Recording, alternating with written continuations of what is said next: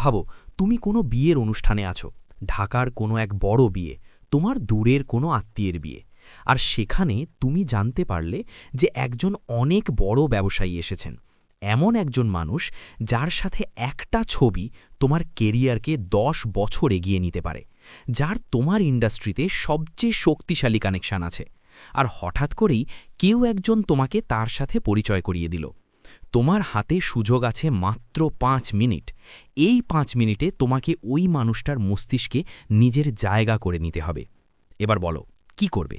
তুমি কি নিজের পরিচয় দিয়ে নিজের সাফল্যের কথা শোনাবে, নাকি সরাসরি নিজের সমস্যার কথা বলে দেবে যে স্যার আমার একটা সুযোগ চাই, নাকি খুব বিনীত হয়ে বলবে স্যার আমি আপনার অনেক বড় ফ্যান, আপনার থেকে আমার অনেক কিছু শেখার আছে?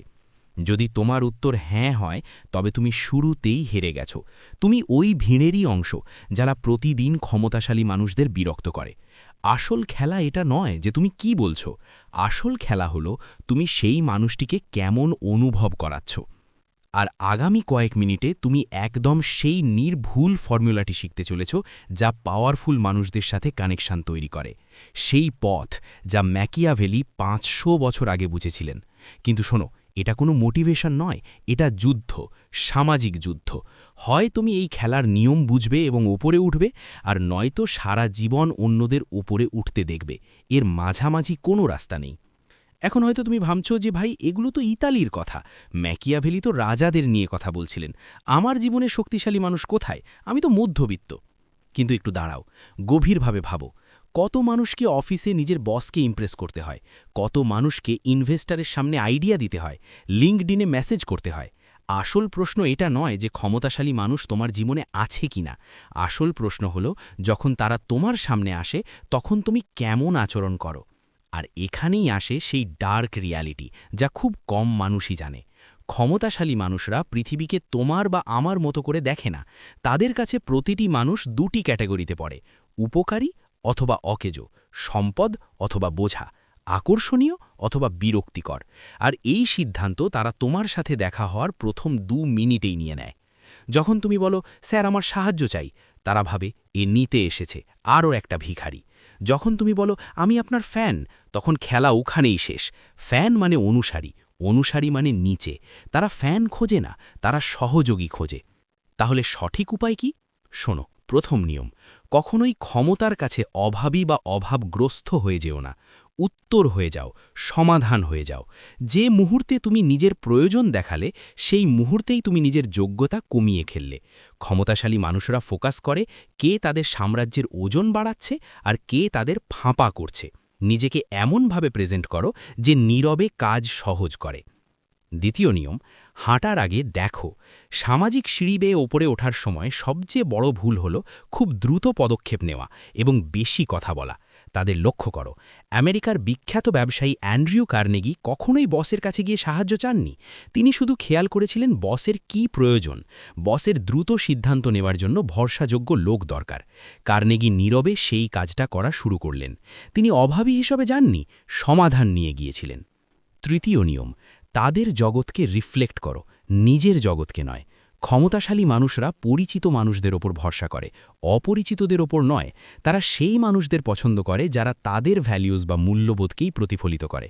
যদি তারা খুব সিরিয়াস হয়, তুমি সেখানে গিয়ে ঠাট্টা মশকরা করো না। তাদের এনার্জির সাথে নিজের এনার্জি মেলাও, তবে সেটা যেন ন্যাচারাল হয়, অ্যাক্টিং নয়। চতুর্থ নিয়ম: নিজের যোগ্যতার মধ্যে রহস্য ধরে রাখো। তোমাকে কখনোই পুরোপুরি খোলা বই হওয়া উচিত নয়। যখন তুমি সব বলে দাও যে তুমি কি করতে পারো, তখন তুমি একটা প্রোডাক্ট হয়ে যাও, আর প্রোডাক্ট সহজেই রিপ্লেস করা যায়। তাদের ভাবতে দাও যে তুমি যতটা দেখাচ্ছ তার থেকেও তোমার অনেক বেশি গভীরতা এবং কানেকশন আছে। পঞ্চম নিয়ম: উচ্চাকাঙ্ক্ষায় বিনীত দেখাও, কিন্তু কাজে ভয়ঙ্কর হও। পাওয়ারফুল মানুষদের ওই সব লোক একদম পছন্দ নয় যারা দেখায় যে ওপরে ওঠার জন্য তাদের কত খিদে। একদম শান্ত দেখাও, যেন তোমার প্রমোশনের কোনো তাড়াই নেই, কিন্তু যখন সুযোগ আসবে তখন বাঘের মতো ঝাঁপিয়ে পড়ো।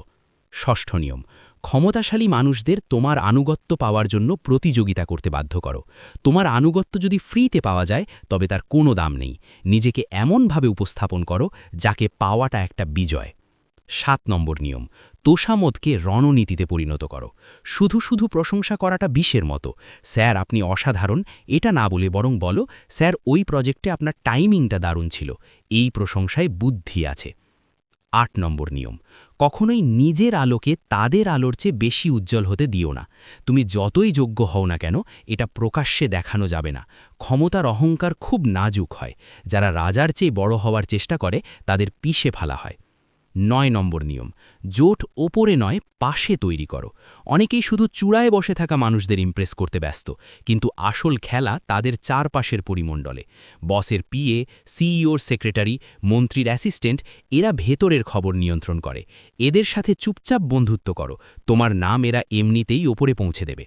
10 নম্বর নিয়ম, কৃতজ্ঞতাকে হাতিয়ার বানাও, দুর্বলতা নয়। যখন কোনো ক্ষমতাশালী মানুষ তোমার সাহায্য করে, তখন চাকরের মতো শুধু থ্যাংক ইউ বলে থেমে যেও না। কৌশলীর মতো অ্যাকশানের মাধ্যমে কৃতজ্ঞতা দেখাও। তাদের এমন একটা তথ্য দাও বা সমস্যা সমাধান করে দাও যেটা তাদের কাজে লাগে। তুমি তখন আর সাহায্য প্রার্থী থাকবে না, তুমি কন্ট্রিবিউটার বা সহযোগী হয়ে যাবে। 11 নম্বর নিয়ম, সূক্ষ্ম বিদ্রোহের আর্টে মাস্টার হও। পুরোপুরি সমর্পণ করলে তারা তোমাকে অসম্মান করবে। মাঝে মাঝে বুদ্ধিমত্তার সাথে ভদ্রভাবে প্রতিরোধ করো, দ্বিমত পোষণ করো। এতে তারা বুঝবে তোমার শিরদণ্ড আছে, আর মেরুদণ্ডহীন মানুষদের ওপর ভরসা করা যায় না। 12 নম্বর নিয়ম, নিজের দৃশ্যমানতা কন্ট্রোল করো। যখন তুমি খুব বেশি মানুষের চোখে পড়বে, তখন তোমার নতুনত্ব ফিকে হয়ে যাবে।